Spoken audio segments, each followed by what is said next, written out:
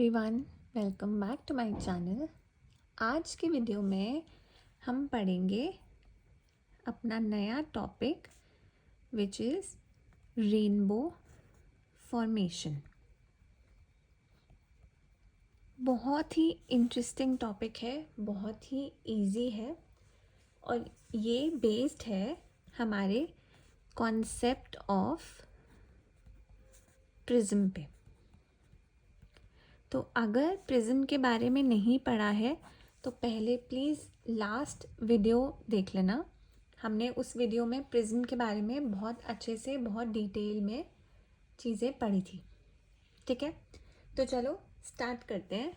हम सबको पता है रेनबो क्या होता है। रेनबो ऐसे सेमी सर्कल्स दिखते हैं बहुत सारे कलर्स के। ठीक है, और ये कब दिखता है? It appears in the sky after rain। ठीक है, बारिश के बाद जब आसमान में देखो और एकदम से सनलाइट आ जाए तब क्या दिखता है? हमें रेनबो दिखता है। ठीक है, और इस रेनबो में हमें अलग अलग कलर्स के ऐसे सेमी सर्कल्स दिखते हैं। ठीक है, अब ये जो कॉन्सेप्ट है हमने बोला प्रिज्म के कॉन्सेप्ट पे बेस्ड है, तो अब समझते हैं कैसे। ठीक है, जो एयर में हमारे क्या होती हैं, बहुत सारी वाटर ड्रॉपलेट्स होती हैं। ठीक है, ये water droplets they act as prism. ठीक है, प्रिज्म के बारे में हमने पढ़ा था कि 3D ट्राइंगल जैसा होता है। ठीक है, 3D ट्राइंगल के जैसा हमने पढ़ा था। लेकिन वाटर ड्रॉपलेट्स का शेप कैसे होता है? वाटर ड्रॉपलेट्स ऐसे ड्रॉप की शेप की। ठीक है, this is similar to prism. ठीक है, तो जब वाटर ड्रॉपलेट्स एयर में प्रेजेंट हैं और हमारी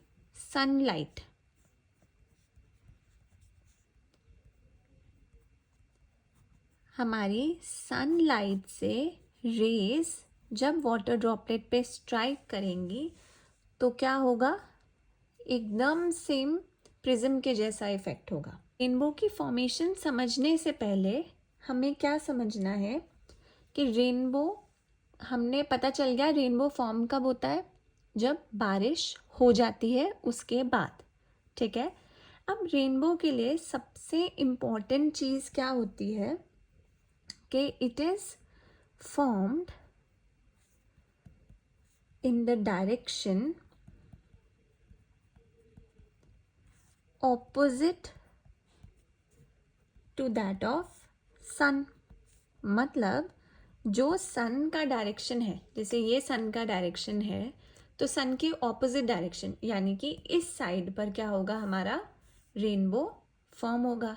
ठीक है, ये इम्पॉर्टेंट चीज़ है that the rainbow is always formed in the direction opposite to that of sun. ठीक है, इतनी बात समझ में आई।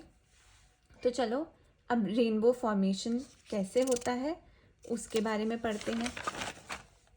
देखो, यहाँ पर हमारा क्या है? सन। ठीक, और यहाँ पर हमने फॉर एग्जांपल ले लिया कि हमारे यहाँ पर क्या है? Water droplet. ठीक है, अब ये सन जो है इसके पास यहाँ पर कहीं है ऑब्जर्वर। ठीक है, तो सन की पोजीशन कहाँ हो गई? It is behind the observer. क्या? सन क्या हुआ हमारा? It is behind the observer. ये मुंह है तो ये क्या? पीछे वाला पार्ट हो गया, तो सन इज बिहाइंड द ऑब्जर्वर। ठीक है, इतनी बात समझ में आई।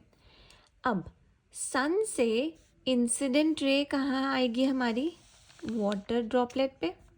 ठीक है, ये हमने एरो लगा दिया, इंसिडेंट रे। अब हमें पता है this water droplet is going to act as prism. ठीक है, sun is behind the observer. The incident ray from the sun strikes the water droplet and this water droplet is going to act as prism. ठीक है, clear है?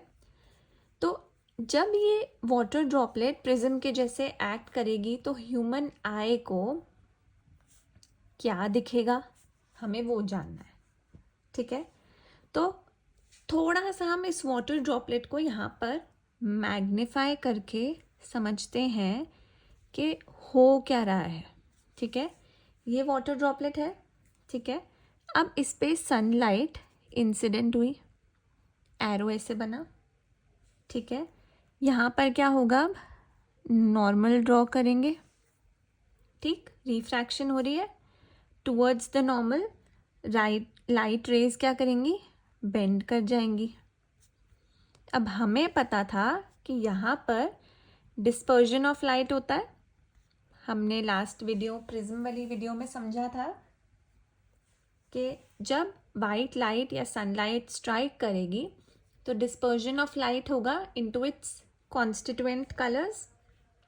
तो violet का हमें पता है कि इसकी वेवलेंथ सबसे कम है, ये सबसे ज़्यादा एंगल ऑफ डेविएशन से स्कैटर करेगी, और रेड सबसे कम एंगल से. ठीक है, तो हम इसको बोल सकते हैं कि white light incidence on water droplet. ठीक है, as a result refraction takes place due to change in medium. This is air and this is water. So rays they bend towards the normal. ठीक है, plus diffraction is taking place. ठीक है, diffraction of white light takes place. Violet color bends the most and red color bends the least. ठीक है, ये हमारा first surface पे क्या क्या हो गया, रिफ्रैक्शन हो गया प्लस डिफ्रैक्शन. ठीक है, फर्स्ट केस में ये चीज़ हुई. इतना समझ में आया? ठीक है, जब अब डिफ्रैक्शन हो चुका है तो डिफ्रैक्शन के बाद क्या होता है, प्रोसेस होता है जिसको बोलते हैं इंटरनल रिफ्लेक्शन. ठीक है, क्या बोलते हैं, इंटरनल रिफ्लेक्शन.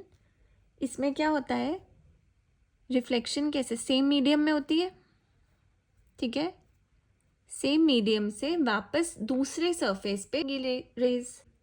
ठीक है, ये हमारा हो गया इंटरनल रिफ्लेक्शन सेकेंड टाइम. अब ये रेज क्या है, ये वाटर सरफेस के बिल्कुल एज पर है. ठीक है, अब यहाँ पर फॉर एग्जाम्पल ह्यूमन खड़ा है या ह्यूमन आई बोल दें हम कि यहाँ पर क्या है, ह्यूमन आई है. ठीक है, अब ये रेज दोबारा से क्या होंगी, रिफ्रैक्शन होगा. क्यों, क्योंकि मीडियम का चेंज हो रहा है, वाटर से वापस कहाँ आ रहा है, एयर में, तो मीडियम चेंज हो रहा है. ठीक है, यहाँ ऐसे रेज आइस तक पहुँची. ठीक, थर्ड सरफेस पे क्या हुआ, रिफ्रैक्शन, और हमारे आई तक पहुँची. ठीक है, अब हमारी आईज को क्या लगता है बेटा कि ये रेज कहीं दूर से आ रही है. उसको ये थोड़ी पता है कि एक ये वाटर ड्रॉपलेट से आ रहा है. वो तो बोलते हैं ना हमारी कहीं दूर से ये रेज आ रही है, मतलब कहीं इन्फिनिटी से, फ्रॉम फार अवे. ठीक है, ये यहाँ से कहीं दूर से लगता है. I thinks that these rays are appearing from infinity. ठीक है, that these rays are appearing or emerging somewhere from infinity.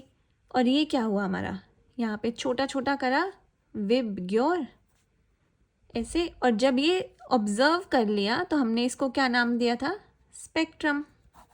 हमने बोला था कि जब भी वाइट लाइट अपने कॉन्स्टिट्यूएंट कलर्स में हम ऑब्जर्व कर पा रहे हैं, हमने उसको क्या नाम दिया था?